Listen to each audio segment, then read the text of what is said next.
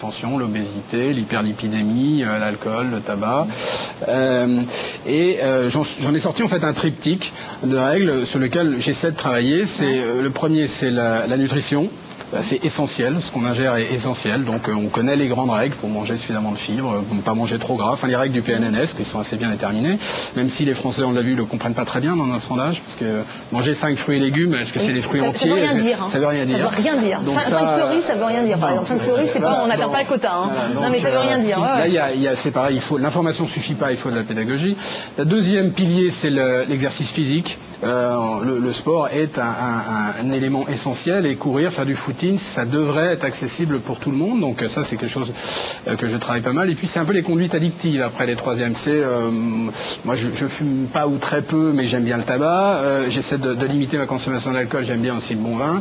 Donc voilà, je crois que si on travaille sur ces 3 éléments-là, on contrôle en grande majorité ces facteurs de risque, même si je suis d'accord, il y a la génétique, mais on a un capital santé qui est certes prédéterminé, mais qui dépend quand même en grande partie de chacun d'entre nous. La manière dont on conduit. Pour bien le gérer, pour le conduire le plus loin possible. Alors pour revenir, parce que c'est vrai que vous étiez prédisposé quand même à faire attention à votre capital bien-être, puisque vous avez, vous êtes inspiré des États-Unis pour créer un concept, la santé pour tous. Un concept de grande distribution avec des produits dédiés au bien-être. Alors voilà, sachant que dans la notion de bien-être, si vous prenez la définition de l'OMS, c'est la santé, c'est un état de complet bien-être physique, mental et social. Donc la notion de bien-être est une notion de santé. Si on y inclut la notion de prévention, c'est sûr que si on ne pense qu'à la maladie, on s'éloigne du bien-être. Donc moi j'ai vécu aux États-Unis plusieurs années, j'ai été frappé par la façon avec laquelle les gens se souciaient entre guillemets de leur santé pour une raison simple, c'est qu'ils payent. À partir du moment où on paye, on regarde ce qu'on consomme et on pense un petit peu plus loin. Au-delà on y revient, Jean-Claude. Donc, comportement anglo-saxon. Non, mais c'est pas. Vous avez vu les obèses aux États-Unis ? Il suffit pas de faire. Je dis pas qu'il suffit de faire payer les gens pour qu'ils s'occupent de leur santé, mais le système est ainsi fait. Il est certainement moins bon que le nôtre. Que vous êtes obligé de vous prendre en charge si vous voulez quand même rester en bonne santé longtemps. Je pense qu'on va être obligé d'y arriver en France, du moins de responsabiliser davantage les gens, de développer la prévention. Or, encore une fois, c'est compliqué, il ne suffit pas de le dire pour que les gens se prennent en charge. Donc je me suis dit, il faut créer une enseigne, il faut accompagner les gens pour les aider, d'abord à avoir un accès à la connaissance santé, parce que c'est comme dans tout, si vous faites de l'informatique, il faut vous mettre un petit peu à lire des bouquins.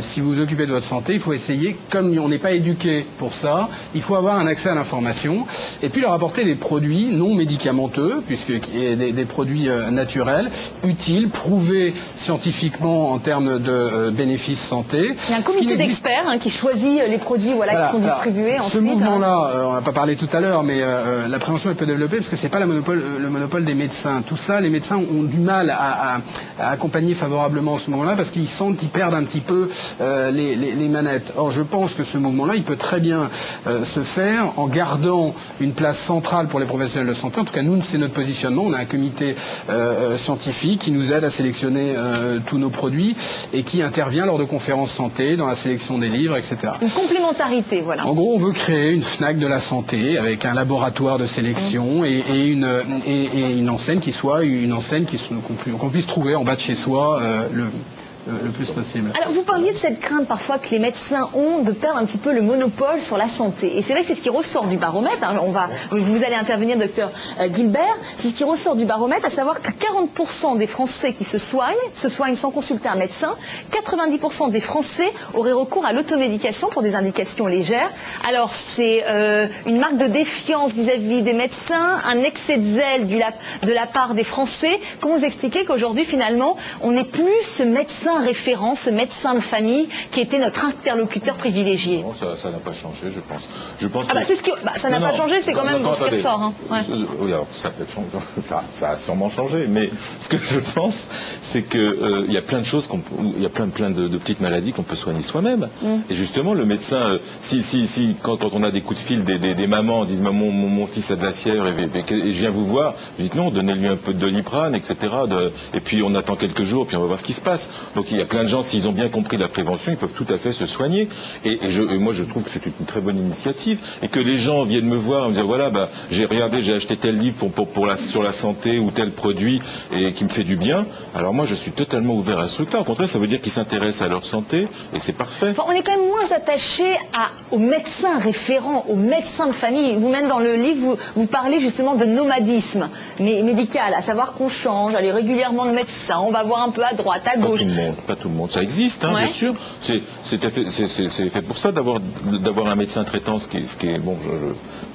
À ce niveau-là, c'est intéressant d'avoir un médecin traitant qui regroupe un peu tous les problèmes de santé de la personne pour pouvoir dispatcher un peu quand il y a des soucis.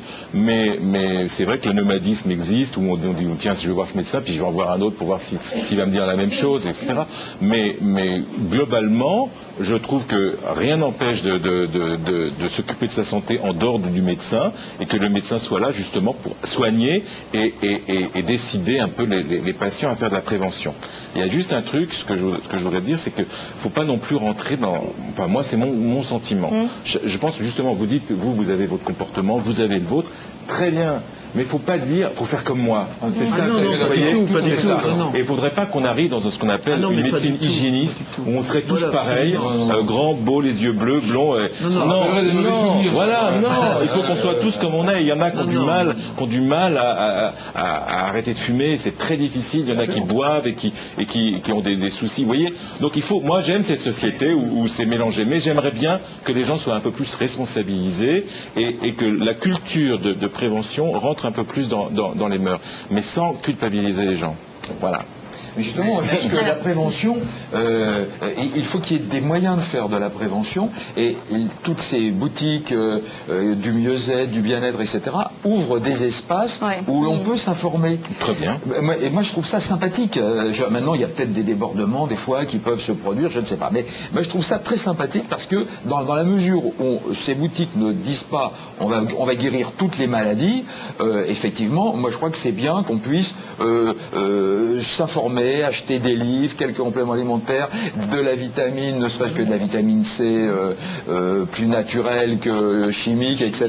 Et ça fait une grande ouverture. Alors, le temps passe. Alors, on va quand même parler de votre livre, docteur Gilbert. Bah oui, quand même, obligé. Comment devenir un bon patient en 10 leçons. Alors, il paraît que le livre marche plutôt bien. Chez nous, ça marche très bien. En tout cas, voilà, chez vous, ça marche bien. Alors, c'est simple, c'est que vous partez du principe que pour trouver le bon médecin, auquel on va être attaché, etc., il faut déjà être un bon patient. C'est-à-dire, quand on est un bon patient, on est aussi beaucoup mieux soigné. C'est l'idée du livre.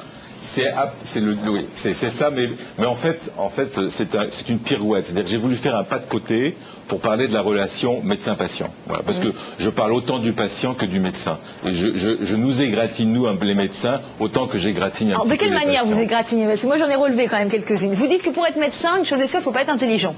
Alors ça va leur faire plaisir. C'est dans le livre, docteur Gilbert. J'ai noté. Vous pouvez montrer le contraire. Ah non, vous dites non, il faut que je retrouve. Je raconte l'histoire de mon fils qui me disait papa, pour faire médecine, est-ce qu'il faut de la mémoire? Je dis bah oui, il faut de la mémoire. Il avait quoi, 10 ans? Mais il faut vraiment de la mémoire. Je dis bah oui, il faut vraiment de la mémoire. Alors je dis, puis il continue, il dit mais papa, vraiment, il faut de la mémoire. Je dis oui. Il dit bah si je rate tout, je ferai médecine. Voilà, donc c'est pour ça que j'ai dit ça. Alors à défaut, pour être un bon patient, c'est quoi pour vous? Alors un bon patient, c'est un patient qui arrive, parce que c'est une relation duelle bien sûr, qui arrive à créer avec son médecin une relation de confiance qui lui permet de s'exprimer librement et de dire toutes les choses qu'il a sur le cœur et que des fois il n'oserait pas dire. J'ai peur d'avoir un cancer, j'ai pas pris mes médicaments, puis alors je m'amuse à dire je ne vais pas vous payer. Enfin bon, ça c'est pour